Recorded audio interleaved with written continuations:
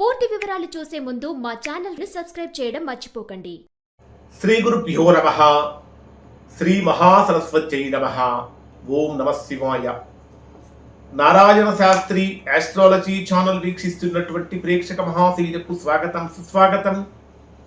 ఈరోజు మనము 2026వ సంవత్సరం మే నెల 1వ తేదీ నుంచి 10వ తేదీ వరకు మకర రాశిలో జన్మించిన వారి యొక్క గ్రహస్థితులు మరియు రాశి ఫలితాలు ఏ విధంగా ఉన్నాయి, రోజువారీ ఫలితాలు ఎలా ఉంటాయి, ఎటువంటి పరిహారాలు చేసుకోవాలి మొదలైనటువంటి అన్ని విషయాలు తెలుసుకుందాం. ప్రధానంగా మకర రాశి రాశ్యాధిపతి అయినటువంటి శని రాశికి తృతీయ స్థానంలో కుజుడితో కలిసి సంచరిస్తున్నాడు. సహజంగా కుజ శని గ్రహాల యొక్క కలయిక అనేటటువంటిది ఒక రకమైనటువంటి గ్రహ యుద్ధానికి కారణమవుతుంది. అంటే ఈ మకర రాశి వారికి 1వ తేదీ నుంచి 10వ తేదీ వరకు శని ప్రభావం ఎలా ఉంటుంది, మీ కష్టానికి తగినటువంటి ఫలితాన్ని పొందుతారా, మరి చంద్రుడి యొక్క సంచారం ఏ విధంగా ఉంటుంది, అంటే ఇది మకర రాశి వారికి అదృష్టంతో కూడినటువంటిదా లేదా ఒక సవాలుగా ఉంటుందా అసలు అనేటటువంటి విషయాలు మొత్తం తెలుసుకుందాం.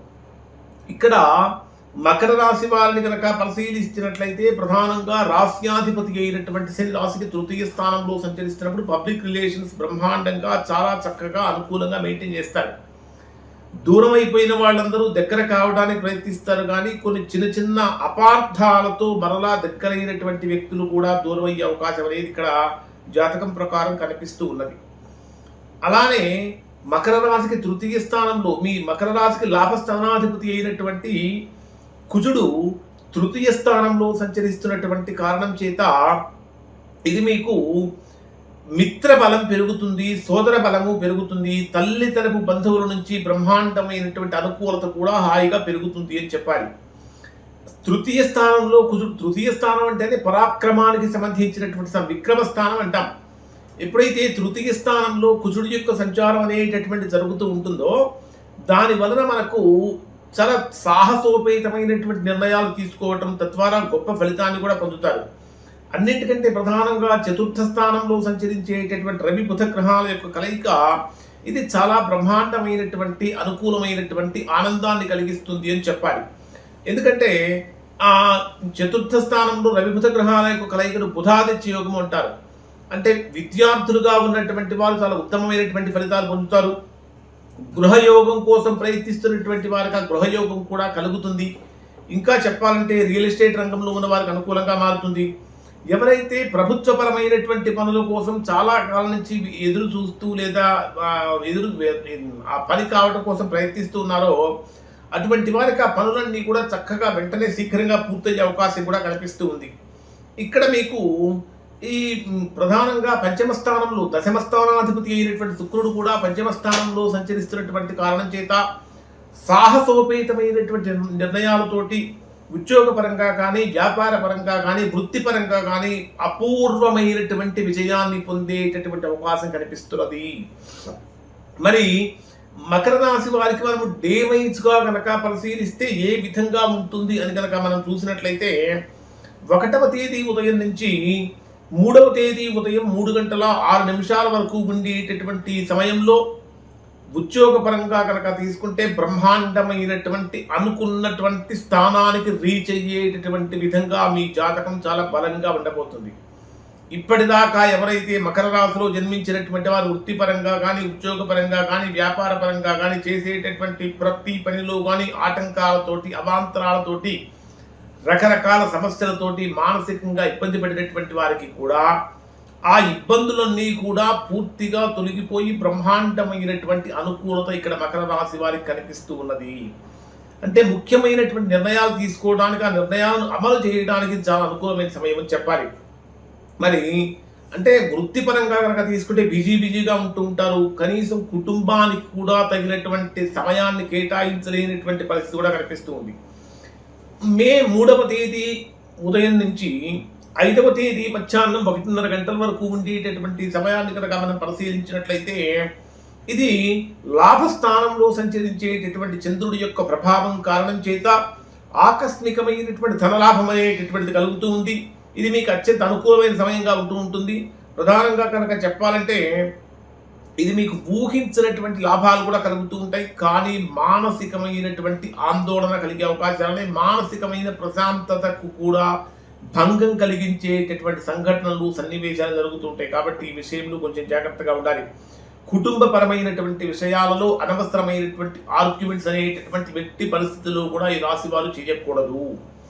ఇక పెట్టుబడులు పెట్టేటటువంటి వారికి అనుకూలంగా మారుతుంది. వ్యాపారస్తులకు నూతన ఒప్పందాలు అనేటటువంటి చక్కగా కుదురుతూ ఉంటాయి. 5వ తేదీ మధ్యాహ్నం 1:30 గంటల నుంచి 7వ తేదీ రాత్రి 1:30 గంటల వరకు ఉండేటటువంటి సమయంలో ఇది మీకు ఏ విధంగా ఉంటుందంటే కొద్దిగా ఖర్చులు పెరుగుతూ ఉంటాయి, అధికమైన శ్రమ కూడా పెరుగుతూ ఉంటుంది. ఎక్కడో మనం ఏదో ఒక లక్ష్యాన్ని పెట్టుకుంటాం, ఆ లక్ష్య సాధన కోసం విపరీతంగా పోరాడుతూ ఉంటాం, విపరీతమైన కృషి చేస్తూ ఉంటాం.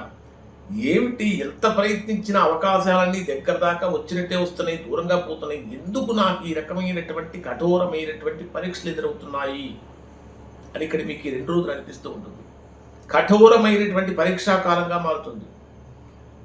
కుటుంబ పరంగా కనుక తీసుకుంటే నన్ను ఎవరు అర్థం చేసుకునే వాళ్ళు లేరా అనే భావన కలుగుతూ ఉంటుంది.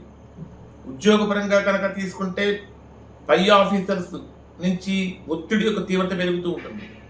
తోటి కొలీగ్స్ నుంచి సరిగా అర్థం చేసుకోవట్లేదు అనేటటువంటి భావన కూడా కలుగుతుంది. ప్రయాణాలు చేసేటప్పుడు చాలా చాలా జాగ్రత్తలు పాటించాలి. ఇక్కడ మీకు ఒక ముఖ్యమైన సూచన ఏమిటంటే ఎవ్వరికీ కూడా నెరవేర్చలేనటువంటి హామీలు మీరు ఇవ్వకండి. నెరవేర్చలేనటువంటి హామీలు కనుక ఇచ్చినట్లయితే తద్వారా చాలా తీవ్రమైన ఇబ్బందులు పడుతూ ఉంటారు. ఇంకా ఏదైనా ముఖ్యమైన నిర్ణయాలు తీసుకోవాలి, ఏదైనా అగ్రిమెంట్స్ చేసుకోవాలి, ముఖ్యమైనటువంటివి ఏదన్నా చేయాలనుకున్నప్పుడు వీలైతే ఒక 2 రోజులు వాయిదా వేయండి. వాయిదా వేయగలిగినటువంటి అవకాశం కనుక ఉంటే వాయిదా వేయడానికి ప్రయత్నం చేయండి. ఇక 7వ తేదీ రాత్రి నుంచి 10వ తేదీ మధ్యాహ్నం 12:15 వరకు ఉండేటటువంటి సమయం ఇది అత్యంత కీలకమైనటువంటి సమయంగా ఉండబోతుంది. కారణం ఏంటంటే చంద్రుడు ఎప్పుడైతే మీ స్వక్షేత్రంలో ప్రవేశిస్తూ ఉంటాడో ఆత్మవిశ్వాసం అంటే గత 2-3 రోజుల నుంచి అనుభవిస్తున్నటువంటి మానసికమైనటువంటి వేదన కానీ అశాంతి కానీ ఇవన్నీ కూడా దూరం అయిపోతాయి.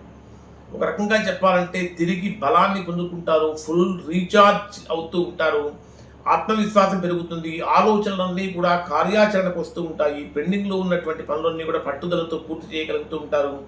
ఇక్కడ వ్యక్తిగత జీవితానికి సంబంధించినటువంటి కీలకమైన నిర్ణయాలు తీసుకుంటారు. అంటే కుటుంబ పరంగా కానీ, వ్యాపార పరంగా కానీ, భాగస్వాములతో సంబంధించినటువంటి విషయాలు కానీ కీలకమైన నిర్ణయాలు తీసుకుంటూ ఉంటారు. అన్నిటికంటే ప్రధానంగా మీ మాటకు చాలా గొప్పగా విలువ కూడా పెరుగుతుంది అని చెప్పాలి. 5వ తేదీ 5వ పాయింట్ ఏంటంటే 10వ తేదీ మధ్యాహ్నం 12:15 నుంచి 10వ తేదీ రాత్రి వరకు ఉండే సమయాన్ని కనుక పరిశీలిస్తే ఇది ధనస్థానంలో సంచరించేటటువంటి చంద్రుడి యొక్క ప్రభావం కారణం చేత ఆర్థికంగా బ్రహ్మాండంగా కలిసి వస్తుంది. కుటుంబ సభ్యులతో చక్కగా సరదాగా గడుపుతూ ఉంటారు. కొన్ని ప్రధానమైనటువంటి పరిహారాలు ఖచ్చితంగా మకర రాశి వారు చేయాలి.